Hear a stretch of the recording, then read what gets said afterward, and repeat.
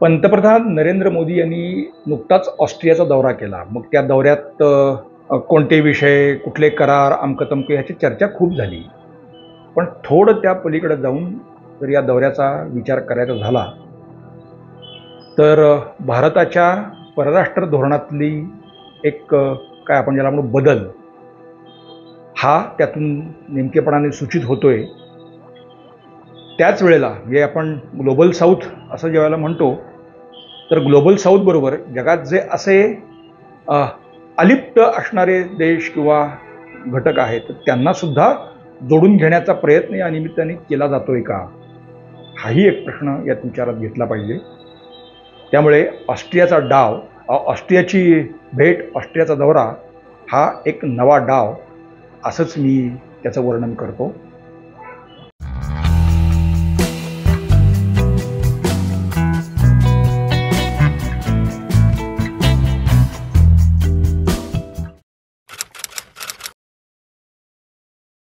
नमस्कार. गोजोस्कोपमध्ये आपल्या सर्वांचं मनापासून स्वागत आहे.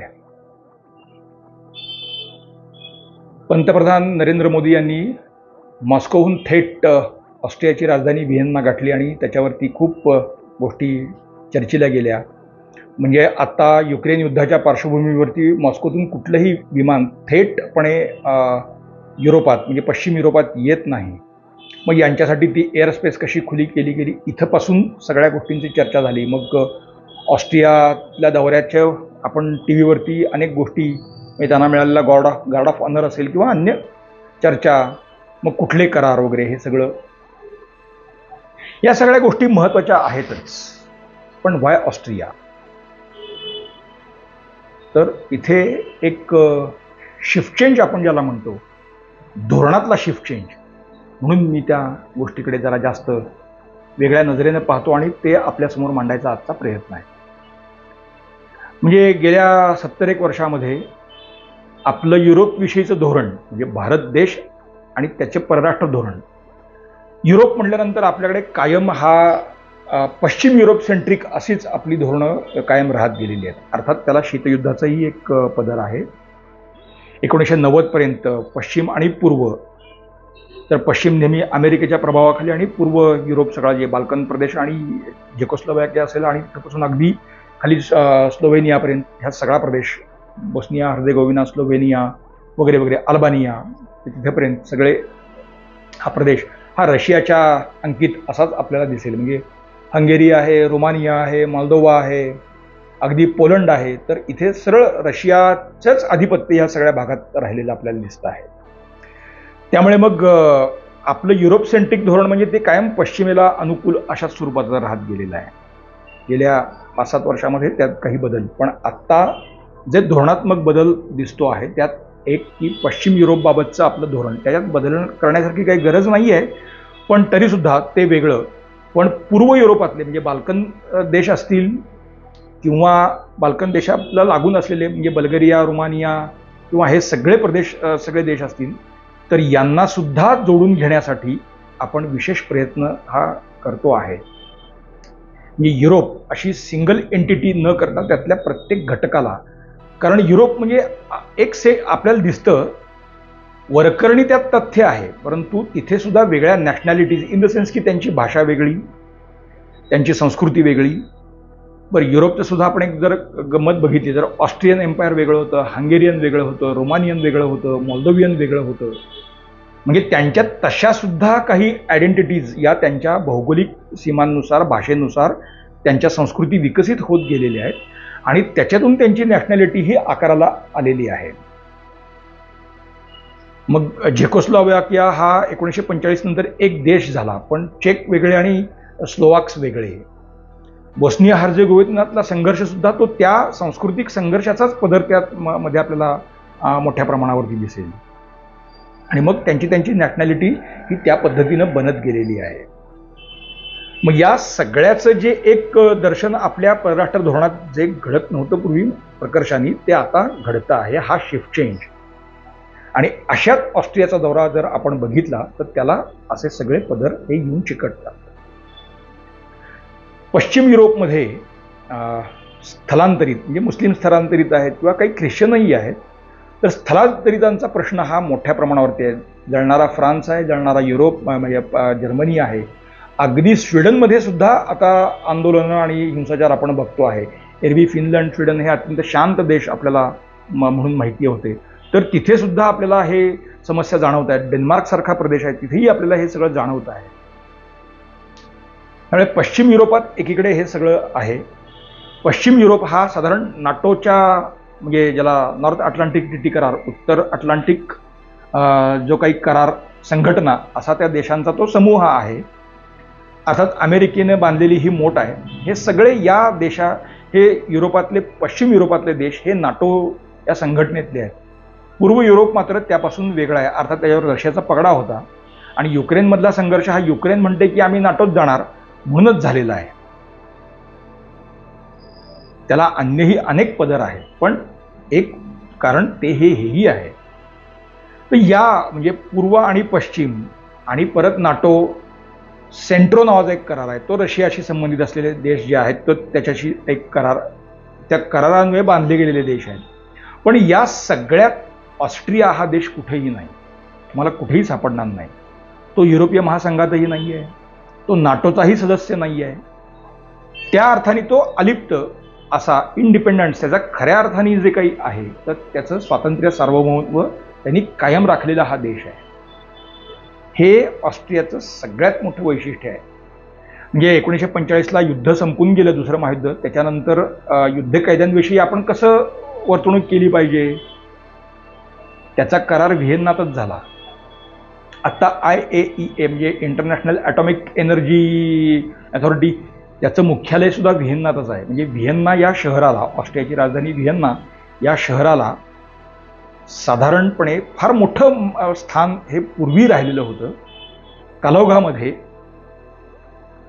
युरोपच्या राजकारणात या अलिप्ततावादी धोरणामुळे ऑस्ट्रिया हा युरोपच्या राजकारणात तसा मागं पडत गेलेला देश आहे. म्हणजे युरोपशी त्यांनी कुठेही फारकत घेतली असं नाही, कारण उत्तर, पूर्व, दक्षिण या चारही दिशांना च्या देश जे आहेत किंवा या चारही दिशांना जायचं असेल तर तुम्हाला ऑस्ट्रियात जावंच लागतं. इटलीतल्या माणसाला जर्मनीत जायचं असेल तर त्याला ऑस्ट्रिया क्रॉस करावंच लागतं. पोलंडच्या माणसाला फ्रान्समध्ये यायचं असेल तर त्याला ऑस्ट्रिया क्रॉस करावंच लागतं. असं क्रॉसरोड्सवरती सगळ्या चारही दिशांच्या क्रॉसरोड्सवरचा हा देश आहे. लोकसंख्या तुलनेने कमी आहे. परत म्हणजे उत्तर इटली असेल किंवा स्वित्झर्लंड असेल किंवा काही असेल तर हे सगळे म्हणजे ज्याला आल्प्स पर्वतराजीतले, पण आल्प्स पर्वतराजी जिथे कमी होत गेलेले आहे तो हा सखल भाग ऑस्ट्रिया आहे. त्यामुळे एका अर्थाने त्याचं भौगोलिक स्थान तेही फार महत्त्वाचं आहे. मग असं सगळं असताना सुद्धा की त्या युरोपच्या राजकारणात कुठेही ऑस्ट्रियाचं काही तुम्हाला फार महत्त्व दिसणार नाही, ना पूर्वेत ना पश्चिमेत. आणि ते स्वातंत्र्य या देशाने कायम ठेवलेलं आहे. आता ज्यांना शस्त्रास्त्रांची आवड आहे त्यांना माहिती आहेच, म्हणजे की उत्तम दर्जाची पिस्टल्स, म्हणजे जर्मन तंत्रज्ञान आपल्याला माहिती आहे. कोल्ट असेल तर जर्मन कोल्ट, तसं चेक कोल्टही आपल्याला माहिती होतं. पण त्याच दर्जाची, उत्तम दर्जाची पिस्टल्स ही ऑस्ट्रियन पिस्टल्स सुद्धा मानली जातात. आणि अलीकडच्या काळामध्ये आधुनिक तंत्रज्ञानाच्या विकासाबरोबर ऑस्ट्रियामध्ये म्हणजे अशा सिक्युरिटी विषयक जे काही AI आधारित असेल किंवा त्याच्या आधीचे व्हर्शन्स असतील तर ती अत्यंत उत्कृष्ट दर्जाची सिक्युरिटीविषयी ॲपेरेटस ही ऑस्ट्रियात तयार होतात. म्हणजे डोवाल आणि जयशंकर हे पंतप्रधानांच्या दौऱ्यात ऑस्ट्रियात दिसणं, तर त्याला तोही एक संदर्भ आपण लक्षात घेतला पाहिजे. म्हणजे मग या सुरक्षाविषयक सगळ्या कंपन्यांनी भारतात गुंतवणूक करावी अशी एक इथे आवाहन मोदींनी तिथे केलं. त्या संदर्भात काही करार मदार किंवा MOUs म्हणा किंवा त्याची एक काय चहलपहल तर सगळी झाली आहे. त्यामुळे पुढच्या काळात भारतात ऑस्ट्रियातल्या काही कंपन्या गुंतवणूक करतील, भारतातल्या काही कंपन्या ऑस्ट्रियात गुंतवणूक करतील. हे सगळं प्रथेप्रमाणे नेहमीच येतो मग पावसाळा, त्याप्रमाणे अशा काही गोष्टी घडतही राहतील. पण तेवढ्यापुरतं हे आहे का? म्हणजे आपली नॅशनल सिक्युरिटीची गरज लक्षात घेता, म्हणजे राष्ट्रीय सुरक्षितता कायम राखण्यासाठी आपल्याला अत्याधुनिक तंत्रज्ञानाची गरज राहणारच आहे. आणि ती काय सरकारने आपल्या कधी डोळ्याआड होऊ दिलेली नाही आहे. त्यामुळे ऑस्ट्रियाकडून अशा स्वरूपाची उत्तमोत्तम तंत्रज्ञान मिळवणं यात काही गैर नाही आणि ते घेतलंही जाईल.